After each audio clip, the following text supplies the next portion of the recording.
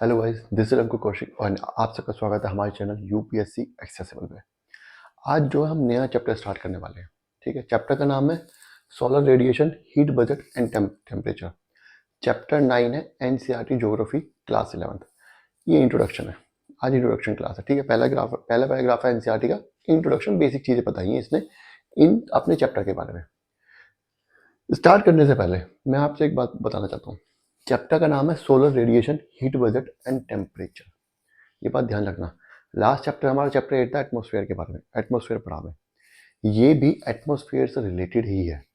क्यों? Solar radiation आएगी तो एटमॉस्फेयर में ही। अरे ये अर्थ का सरफेस है, सनरेज आई, अर्थ को टच करेंगी लेकिन आएंगी तो एटमॉस्फेयर के थ्रू ही। उसके बाद अर्थ से स्ट्राइक करने के बाद फिर वापस जाएंगी तो भी एटमॉस्फेयर में ही जाएंगी, है ना। और गर्म जो होता है, मैंने आपको क्या बताया कि ये रेज जब वापस जाती है तो एटमॉस्फेयर का कुछ हिस्सा इनको एब्जॉर्ब कर लेता है, तो एटमॉस्फेयर अपने आप में गर्म हो जाता है ना, जिसकी वजह से एक हैबिटेबल जोन बना हुआ है, एक ऐसा टेम्परेचर मेंटेन हो रखा है अर्थ के ऊपर जिसपे कि हम रह सकते हैं, वो भी एटमॉस्फेयर ही है। तो बेसिकली क्लाइमेट के लिए रिस्पॉन्सिबल है सोलर रेडिएशन और एटमॉस्फेयर दोनों, ठीक है। हमें एटमॉस्फेयर के बारे में पढ़ना पड़ेगा, सोलर रेडिएशन के बारे में पढ़ना पड़ेगा। सोलर रेडिएशन का मतलब है सन से जो रेडिएशन आ रही है, सन से जो हीट एनर्जी आ रही है, उसको हम सोलर रेडिएशन कहते हैं। इस चैप्टर में हम पढ़ेंगे कितनी रेडिएशन आती है, कैसे आती है, कहाँ पे आती है। अब जैसे कि मैं आपको बताऊं, ये हमारी अर्थ है, इक्वेटर पे रेडिएशन ज्यादा होती है। इक्वेटर पे रेडिएशन जो सनरेज पड़ती है सीधी पड़ती है और लंबे ड्यूरेशन के लिए पड़ती है, ठीक है। पोल्स पे ये जो रेडिएशन होती है स्लैंटिंग, सनरेज स्लैंटिंग होती है, सीधी नहीं होती। इसीलिए उनका जो क्यूबिक सेंटीमीटर जो उनका जो है, मतलब पर क्यूबिक सेंटीमीटर जो रेज पड़ती हैं वो कम है, इक्वेटर पे ज्यादा है, यहाँ पे कम है। तो रेडिएशन जो इक्वेटर से पोल की तरफ कम होती जा रही है, इसका मतलब हीट भी यहाँ पे ज्यादा हीट होती है, यहाँ पे कम होती है। ये बात भी समझ आ गई, ठीक है। तो क्या बता रहा है कि सोलर रेडिएशन के बारे में पढ़ना पहले तो इस चैप्टर में, कहाँ पे कितनी रेडिएशन पहुंच रही है, पूरी अर्थ पे क्या डिस्ट्रीब्यूशन है रेडिएशन का। जब ये रेडिएशन के बारे में पढ़ लेंगे तो नेक्स्ट हमारा आएगा हीट बजट, कि अब अगर रेडिएशन आ रही है तो वो जा भी रही होगी। समझ रहे हो कि नहीं समझ रहे हो? अरे यार, जितना पैसा आएगा उतना पैसा जाएगा, तभी तो मैं जीरो में रहूंगा। वरना तो अगर मानो हीट आती और वो वापस ना जाती तो अर्थ तो आग का गोला बन जाती, उसको एब्जॉर्ब कर करके, है ना। वो रेडिएशन जो आ रही है वो वापस भी जा रही है, जितनी आ रही है उतनी ही जा रही है। एक टेम्परेचर मेंटेन हो रखा है, 16.5 डिग्री हमारा टेम्परेचर है, 16 डिग्री या 15 डिग्री, जो बढ़ के वैसे 50 डिग्री है एवरेज ग्लोबल टेम्परेचर, लेकिन बढ़ के वो 16.5 हो गया। वो मेंटेन किया हुआ है अर्थ ने, लेकिन वो मेंटेन नहीं हो, अगर ऐसा नहीं होता, मेंटेन नहीं होता तो अर्थ का टेम्परेचर बहुत ज्यादा बढ़ जाता, हम रह ही नहीं पाते यहाँ पे। लेकिन रह पा रहे हैं, अर्थ ने टेम्परेचर मेंटेन किया हुआ है। इसका मतलब हीट बजट भी है, जितनी आ रही उतनी जा रही है, कैसे आ रही कैसे जा रही ये भी हमें पढ़ना है। और तीसरी चीज है टेम्परेचर, कि ये जब सोलर रेडिएशन यहाँ पे आएगी तो अर्थ का टेम्परेचर कैसे मेंटेन हो रहा है, 16.5 ही क्यों है इतने सालों से, कहाँ पे ज्यादा बढ़ रहा है कहाँ पे कम बढ़ रहा है। मैंने आपको बताया था ना कि हवा में हम जैसे जैसे ऊंचाई बढ़ती है एटमॉस्फेयर में वैसे वैसे टेम्परेचर कम होता जाता है, बताया था आपको। वो सब चीज भी पढ़नी है हमें। तो टेम्परेचर का डिस्ट्रीब्यूशन क्या है अर्थ पे, इस सोलर रेडिएशन की वजह से, इस हीट क्या बोलते हैं बजट की वजह से टेम्परेचर का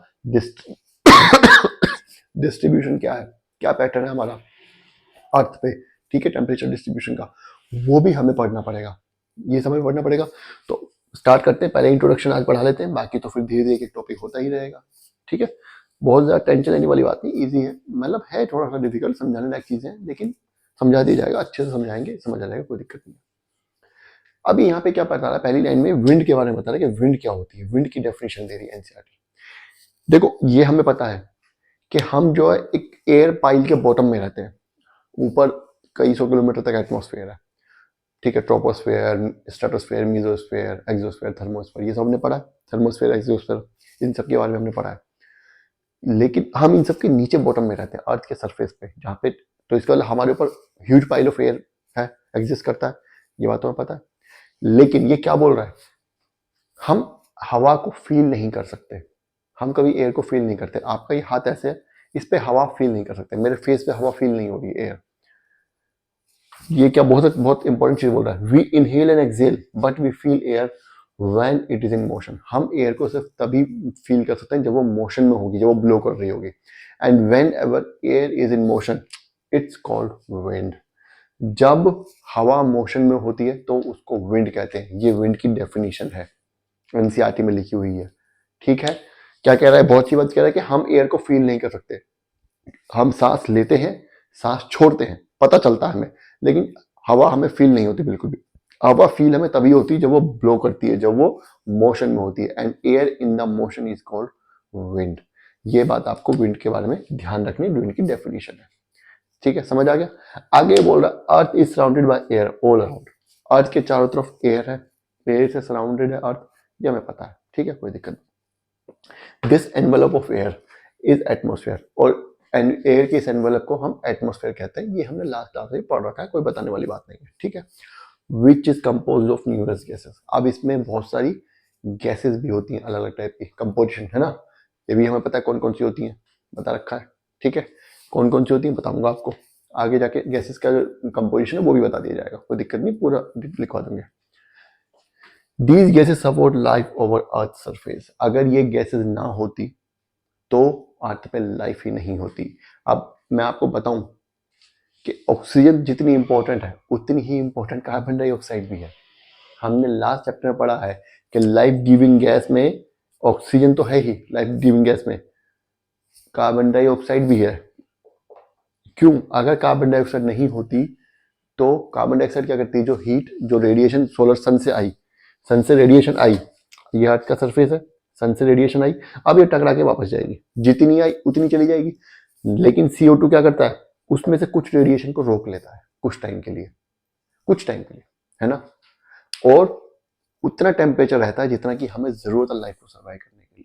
वो रेडिएशन कुछ टाइम के लिए रोकेगा, मान लीजिए 24 आवर्स के लिए रोक लिया, 24 आवर्स में वो चली गई वापस, फिर दोबारा रोक लेगा, फिर नहीं आएगी रेडिएशन, फिर उसमें से रोक लेगा।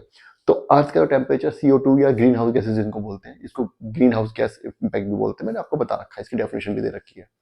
इसकी वजह से अर्थ का जो एटमॉस्फेयर है वो रहने लायक बन गया है।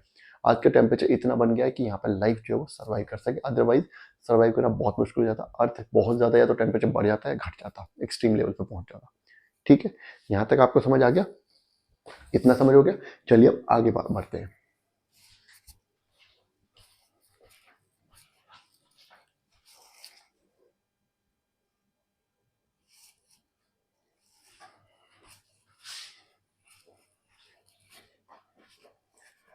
चलिए अब आगे क्या बोल रहे हैं NCERT. Earth receives almost all its energy from sun. ये तो हमें सबको पता है कि अर्थ पे जो सोर्स ऑफ एनर्जी है वो सन है। सन की जितनी भी एनर्जी है वो ज़्यादातर कहाँ से ही है, वो ऑलमोस्ट वो सन से ही आती है। अगर सन नहीं होगा तो there would be not any source of energy on the earth. Earth पे कोई सोर्स ऑफ एनर्जी होगा ही नहीं। लेकिन earth in turn radiates back to the space the energy received from the sun. लेकिन जो अर्थ पे एनर्जी सन से आती है, मान लीजिए अर्थ पे एनर्जी 100 यूनिट आई, तो 100 यूनिट ही रेडिएट बैक भी कर देती है, वापस भी भेज देती है। ठीक है, इसमें से कुछ एनर्जी कुछ टाइम के लिए जो ग्रीन हाउस गैसेज रिटेन करके रखते हैं, थोड़ा टाइम बाद वो ही वापस भेज देती है, तो बैलेंस पूरा बराबर ही जाता है। तो अगर 100 आई है तो 100 वापस चली जाती है, ये बात ध्यान रखिएगा। अर्थ के पास, अर्थ सन की एनर्जी रखती नहीं है, रख ही नहीं सकती। अगर रख ली तो जल के भस्म हो जाएगी। ठीक है, as a result the earth neither warms up not does it get cooled over a period of time. इसका मतलब क्या हो रहा है कि जितनी आ रही है, मान लीजिए 24 घंटे के अंदर, इसने यहाँ पे एक बात बोली, over a period of time. ध्यान रखो मैंने क्या बोला कि एक पर्टिकुलर टाइम में, मतलब 24 आवर्स, 24 घंटे में जितनी एनर्जी आई, 100 अगर आई तो 100 ही वापस चली जाएगी। इसने ऐसा क्यों बोला पीरियड ऑफ टाइम? अगर ऐसा नहीं बोलेगा तो वो ग्रीन हाउस इंपैक्ट जो है वो नहीं मतलब एक्सप्लेन कर पाएगा। ये ग्रीन हाउस गैस इंपैक्ट भी तो एक्सप्लेन करना है ना। ग्रीन हाउस इंपैक्ट क्या, कुछ समय के लिए, मैंने क्या बोला कि कुछ समय के लिए ग्रीन हाउस गैसेज इस एनर्जी को रोक के रखती हैं, कुछ परसेंटेज, इसका सारा नहीं रख सकती, कुछ परसेंट, जैसे CO2 हो गया, वाटर वेपर, उसमें फिर थोड़े टाइम बाद वो भी वापस भेज देती हैं। उस फिर दोबारा जब आती है फिर दोबारा वो लोग होल्ड कर लेती हैं। उनकी कैपेसिटी होती है, वो एक बार में कुछ ही टाइम तक के लिए होल्ड कर पाती है एनर्जी को, उसके बाद फिर वो छोड़ देती है, उसको रेडिएट करना पड़ता है, फिर दोबारा वो कर लेती है। ठीक है, तो ऐसे साइकिल चलती रहती है। अर्थ का टेम्परेचर जो मेंटेन रहता है 15 to 16 डिग्री पे over a period of time. यहाँ पे बोला कि मतलब अगर मान लीजिए वो जो गैसेज हैं अगर 24 घंटे के लिए एनर्जी होल्ड करती हैं, तो ये कह रहा है कि 24 घंटे में अगर 100 आई तो 100 ही वापस चली जाएगी, ठीक है, फिर अगले दिन की साइकिल घूम जाएगी। समझ आ गया? यहाँ पे ये बताना मैंने आपको इसलिए बता दिया क्योंकि आगे ग्रीन हाउस गैसेस पढ़ेंगे आप, तब कंफ्यूजन ना हो। Thus the amount of heat received by different parts of earth is not same। अब एक बात ध्यान रखना, मैंने अभी आपको बता दिया कि इक्वेटोरियल जो रीजन है वहां पे ज्यादा रेडिएशन आएगी, जो पोलर रीजन है वो वहां पे कम रेडिएशन आएगी। इसी तरीके तो क्या बोलना चाह रहे हैं कि अर्थ के अलग अलग हिस्सों पे अलग अलग रेडिएशन के जो वैल्यू अमाउंट है वो जो रिसीव करती है received by the earth is different, ठीक है। अब देखो कहां से क्या बोला आगे, this variation causes pressure differences in the atmosphere. इस वेरिएशन की वजह से प्रेशर डिफरेंसेस बनते हैं एटमॉस्फेयर में। देखो कहां से कहां घुमा के लाया, अभी आपको समझाने वाला हूं मैं। This leads to transfer of heat from one region to another by winds. Again वहीं पे ले आए ना बात सारी घुमा फिरा के। अभी पहले फर्स्ट पैराग्राफ में इसने विंड्स की डेफिनेशन बताई, अब बताया कि विंड्स बनी कैसे। ये बोल रहा है कि क्योंकि amount of heat received by different parts of earth is not same. अलग अलग जगहों पे अलग अलग जो रेडिएशन की वैल्यू है जो रिसीव्ड बाय अर्थ है वो अलग अलग है। हीट जो है वो हीट की वैल्यू अलग अलग है। ये हमारी अर्थ है, ये पोल है, ये इक्वेटर है। इसको ऐसे कर लेते हैं, आप कंफ्यूज हो जाएंगे, ठीक है। ये इक्वेटर है, ये पोल है। यहाँ पे इंसोलेशन मैक्सिमम होगी, यहाँ पे इंसोलेशन मिनिमम होगी, ठीक है। यहाँ पे मैक्सिमम है, यहाँ पे मिनिमम है। यहाँ पे क्या होगा, इसने बोला प्रेशर डिफरेंसेस बन जाते हैं। प्रेशर डिफरेंसेस अलग अलग जगहों पे अलग अलग वैल्यू ऑफ रेडिएशन आ रही है, हीट की वैल्यू अलग अलग रिसीव्ड बाय अर्थ, तो क्या होता है प्रेशर डिफरेंसेस बनेंगे। अब ये प्रेशर डिफरेंसेस कैसे बन रहे हैं ये मैं आपको समझाना चाह रहा हूँ। क्या होता है कि जब यहाँ पे ज्यादा पड़ेगा, ये बात ध्यान रखना, जिस जगह पे हीट ज्यादा होगी, जिस जगह पे सनलाइट ज्यादा होगी वहां पे गर्मी ज्यादा होगी, हवा गर्म होगी तो ऊपर की तरफ उठ जाएगी। हवा जब ऊपर की तरफ उठती है तो जमीन पर लो प्रेशर बन जाता है, समझ के, इसको हम लो प्रेशर बोलते हैं। On the other hand poles पे या जो एरिया पे कम इंसोलेशन आती है, कम हीट आती है, वहां पे क्या होता है, वहां पे क्योंकि इंसोलेशन कम है तो हवा ठंडी होती है, तो हवा ठंडी होने के बाद भारी भी हो जाती है और नीचे की तरफ दबती है, दबाएगी, वहां पे हाई प्रेशर बनता है। यहाँ पे क्या बनेगा, यहाँ पे हाई प्रेशर बनेगा, क्यों, क्योंकि हवा ठंडी है, इंसोलेशन कम है। और यहाँ पे लो प्रेशर बनेगा, क्यों, क्योंकि हवा गर्म है तो ऊपर की तरफ उड़ जाएगी, तो यहाँ पे लो प्रेशर, इसको हम लो प्रेशर बोलते हैं इस कंडीशन को। तो क्या बोला है, प्रेशर कंडीशन, प्रेशर की जो डिफरेंसेज आगे आगे नहीं आगे, क्योंकि यहाँ पे इंसुलेशन ज्यादा हो रहा है तो यहाँ पे लो प्रेशर बन रहा है, यहाँ पे इंसुलेशन कम है तो यहाँ पे हाई प्रेशर बन रहा है। तो इन डिफरेंसेस की वजह से this leads to transfer of heat from one region to another through winds. अब क्या होगा, ये हवा ऊपर गई तो इधर से हवा इसको इस गैप को फिल करने के लिए आएगी, आएगी कि नहीं आएगी, ये हवा ऊपर जाएगी, ये हवा ऊपर जाएगी, ठंडी होगी, ठंडी होकर फिर वापस नीचे गिरना स्टार्ट कर देगी। तो ट्रांसफर ऑफ हीट हो रहा है कि नहीं हो रहा है, जो हीट यहाँ पे थी अब वो घूम करके यहाँ पे आने लगेगी थोड़ी थोड़ी। जनरल सर्कुलेशन जो बता रहा हूँ मैं, इसमें काफी मॉडिफिकेशंस होते हैं, अभी वो हम आगे पढ़ेंगे, लेकिन जनरली सर्कुलेशन यही होता है।